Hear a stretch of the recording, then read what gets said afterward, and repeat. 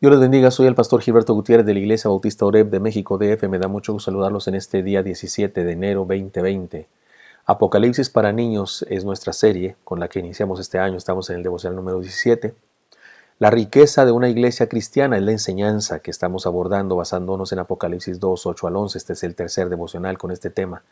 El Señor alaba a una iglesia sobresaliente, una iglesia para la que no tiene un reproche severo, y a través de ella nos enseña en dónde se encuentra la verdadera riqueza de la fe cristiana.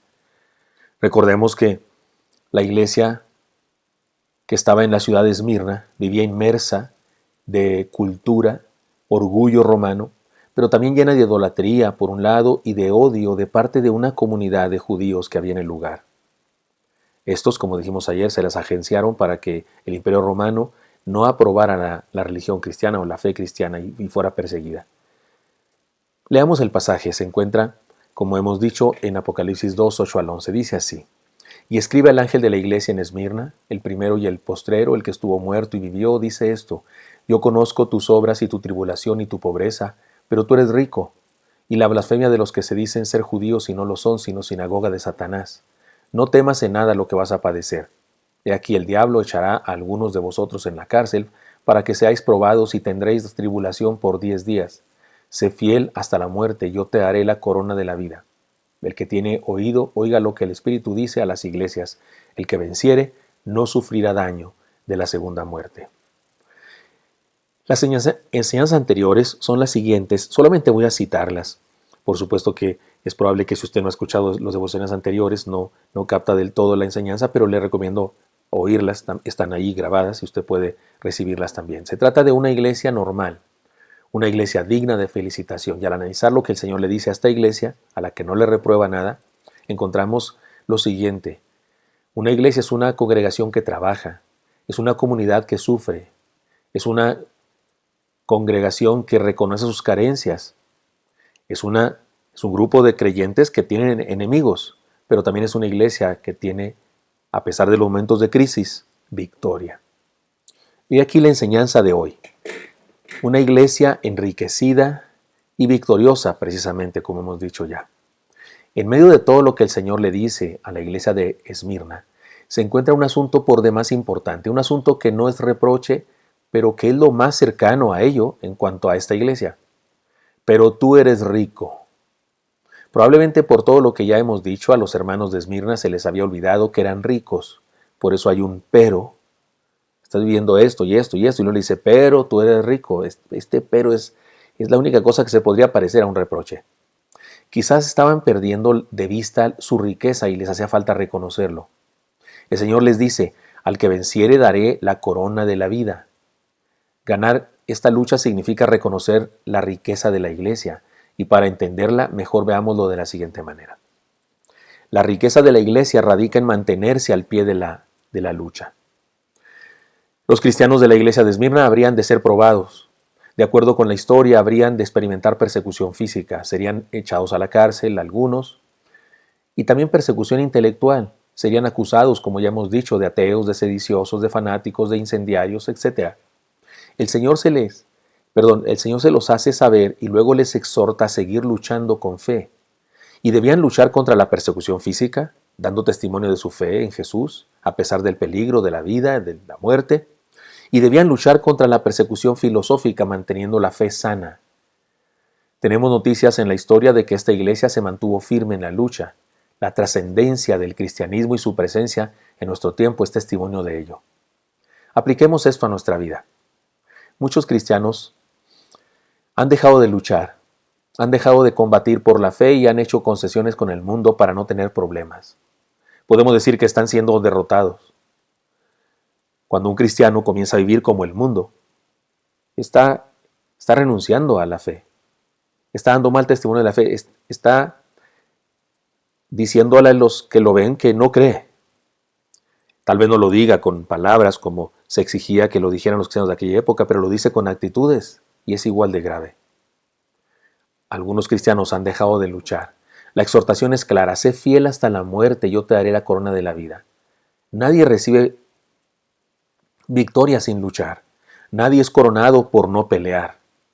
Debemos mantenernos al pie de la lucha como aquella ranita activa que tan de tanto moverse, hizo que la leche se cuajara y pudo salir en vez de ahogarse en la olla de leche. ¿Recuerdan esa historia? La ranita que sigue intentando, nadando, nadando, nadando en la leche y piensan no va a lograr nada, no hay más que leche, pero al cabo de tanto mover la leche, esta se cuaja y se hace sólida y ya puede saltar. No dejemos de luchar, no dejemos de movernos, sigamos proclamando nuestra fe a pesar de las ideologías que combaten contra ella y mantengámonos en nuestra sana doctrina, no dejemos de luchar. Aquellos que hacen concesiones con el mundo, aquellos que ceden a las ideas, filosofías, ideologías del mundo, han dejado de luchar y, como dice el pasaje, han negado la fe. Cuidado con eso. La riqueza de la iglesia consiste en su capacidad de seguir la voluntad de Dios. Una vez más, la frase "el que tiene oído, oiga", se refiere a la capacidad de la iglesia de reconocer la voluntad de Dios en medio de la tradición y las costumbres. No es lo que hemos hecho ni lo que siempre se ha hecho lo que hace que una iglesia sea rica, sino lo que está dispuesta a hacer por el reconocimiento de la voluntad de Dios para el tiempo presente.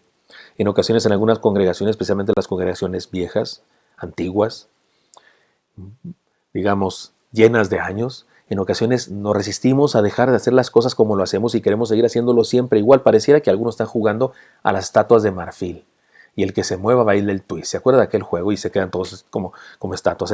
Hay creyentes que creen que eso es santo, quedarse igual que siempre, jamás renovarse, jamás innovar, jamás cambiar, creatividad.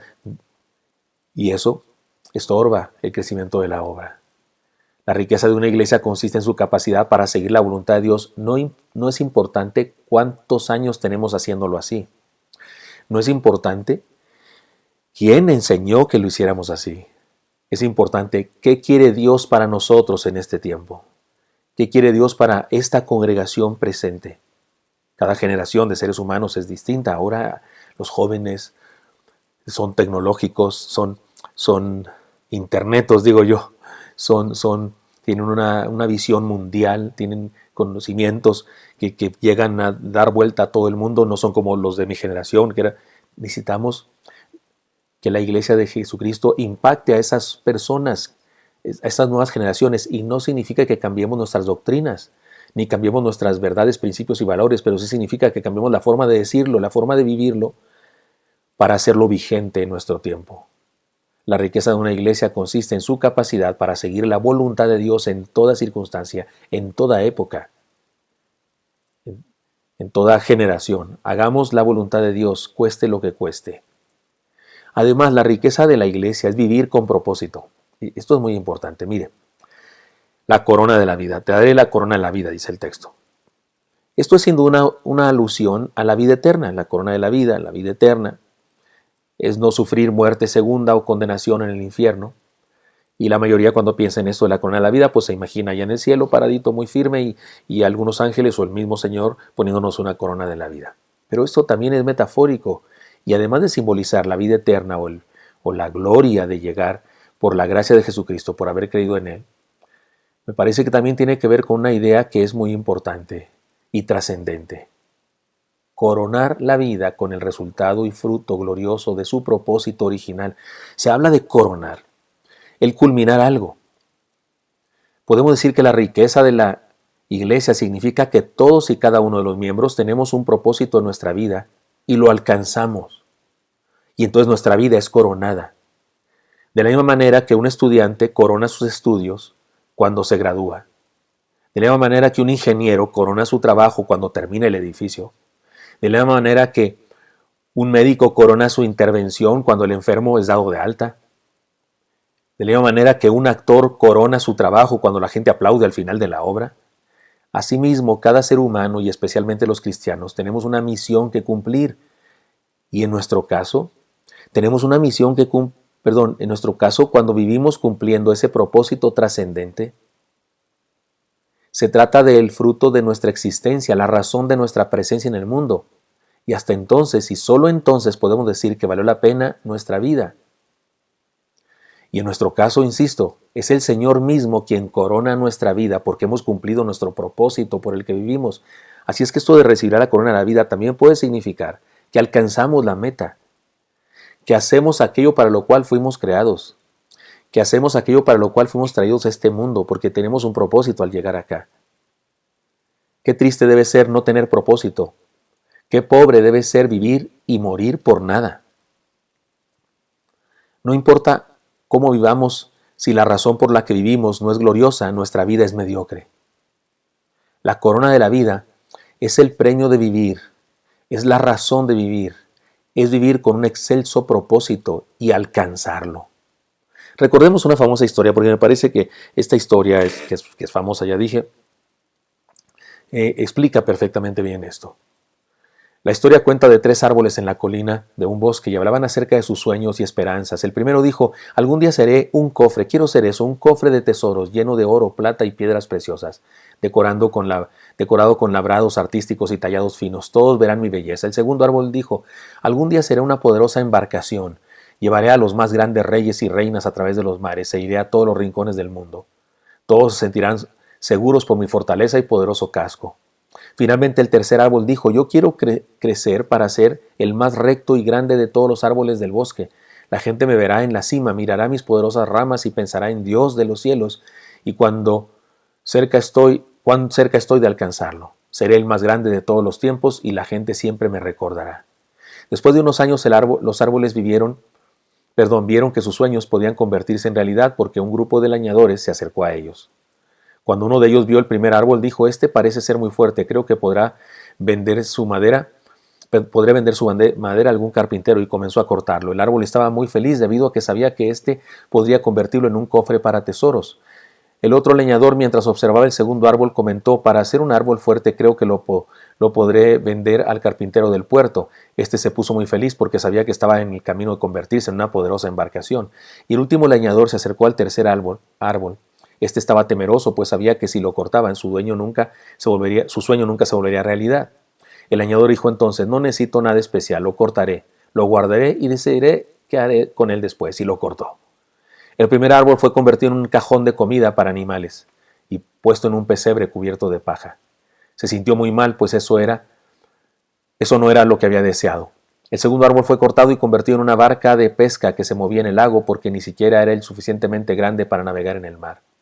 Sus sueños se desvanecieron al ver que jamás podría llegar a ser un navío importante que llevara a los reyes de un lugar a otro. El tercer árbol fue cortado en largas y pesadas tablas y dejado en la oscuridad de una bodega. Pasados los años, los árboles olvidaron las alegrías y esperanzas que tanto habían soñado. Entonces un día, un hombre y una mujer llegaron a un pesebre. Ella dio a luz a un niño y lo colocó dentro del cajón, producto del primer árbol. El hombre deseaba haber podido tener un mejor lugar para su bebé, pero ese cajón debía reemplazarlo. El árbol sintió la importancia de este acontecimiento y supo que en su interior estaba el tesoro más grande de la historia: Jesús. Años más tarde, un grupo de hombres entraron en la barca en la que había sido convertido el segundo árbol.